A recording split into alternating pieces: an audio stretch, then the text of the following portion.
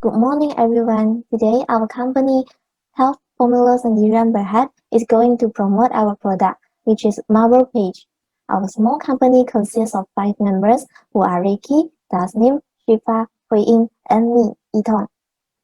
First and foremost, what is Marble Page? It is a transdermal page or adhesive page containing micro-sized needles that painlessly penetrate the skin in order to deliver drugs and vaccines into the bloodstream.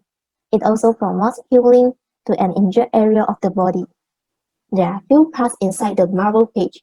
The blue color layer is the backing, that is the outermost layer of the page, which protects the formulation during the wear period. The green color is the drug contained within the membrane or in the adhesive. And the purple color is the membrane, that is the foam that controls the rate of drug diffusions out of the page to the skin. While the beige color refers to adhesive, which is the skin contacting layer that adheres the page to the skin. The skin tone layer is the release liner that can protect the skin contacting adhesive during storage and is removed prior to application of the page. Besides that, it also has over-laminate tape, that is the external protective covering or functional layer which can be directly integrated into the page design. Now, let us discuss about how the vaccines work. Firstly, the vaccines deliver antigens that are fragments of infectious agents to the skin or bloodstream. The antigen is then gobbled out by an antigen-presenting cell, which is APC.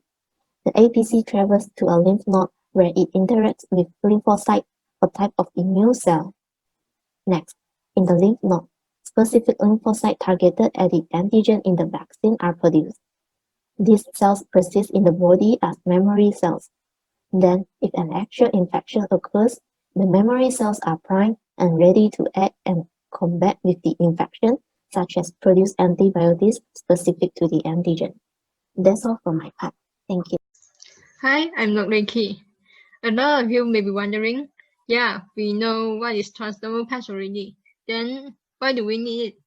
So next I'll be explaining about that. Transdermal patch brings a lot of benefits. One of it being the ability to deliver the medications directly into the cells. With the path shortened tremendously, it also means that less material is required, therefore wastage can be avoided.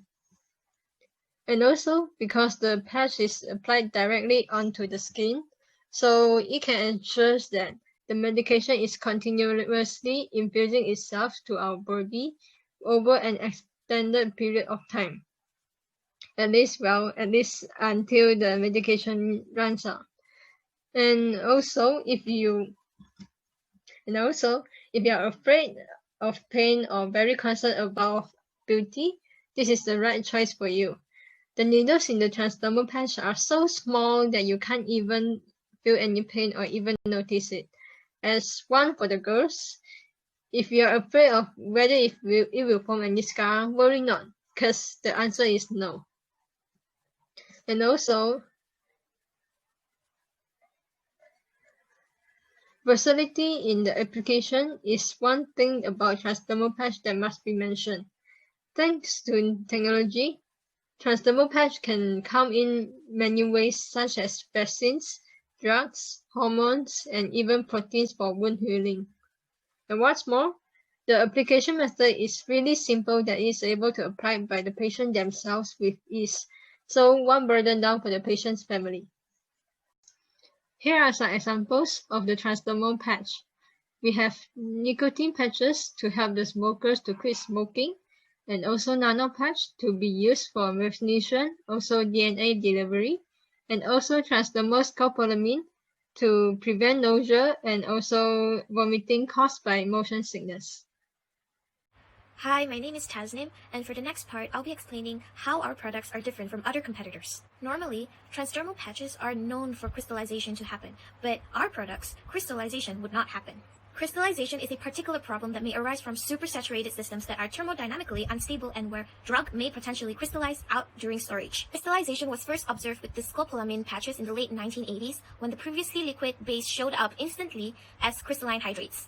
According to Chowdhury and Waters, the formation of snowflake crystals in rotigotine transdermal patches lead to the withdrawal of the product from some markets, underlining the severe impact that crystallization can have on a patch formulation. Therefore, with our transdermal patches, no crystallization would occur and no markets would withdraw the transdermal patches.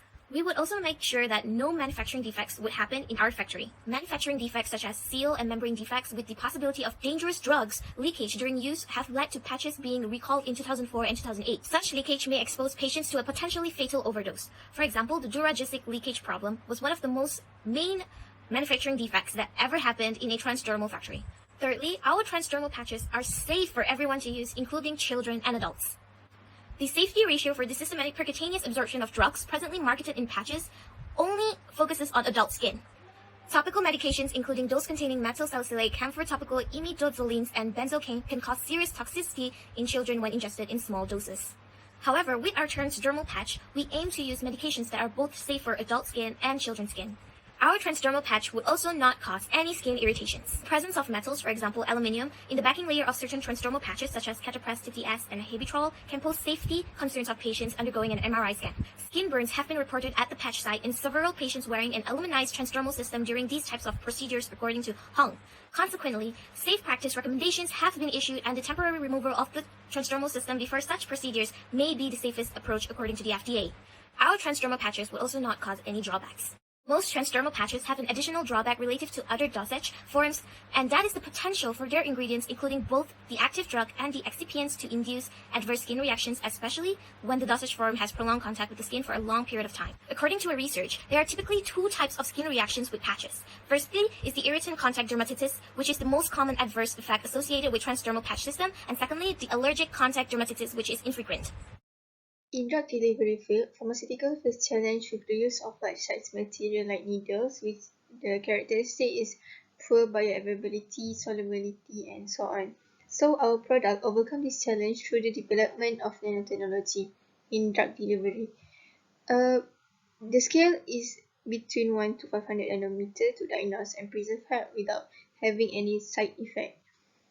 By this technology, it is allowed target delivery of drugs to various parts of body, which is some structure is capable of carrying drugs through the body.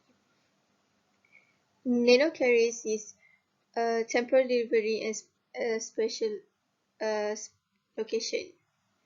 It is a powerful weapon against illness because they are so small to be detected by immune system, and it delivers drugs to targeted organ.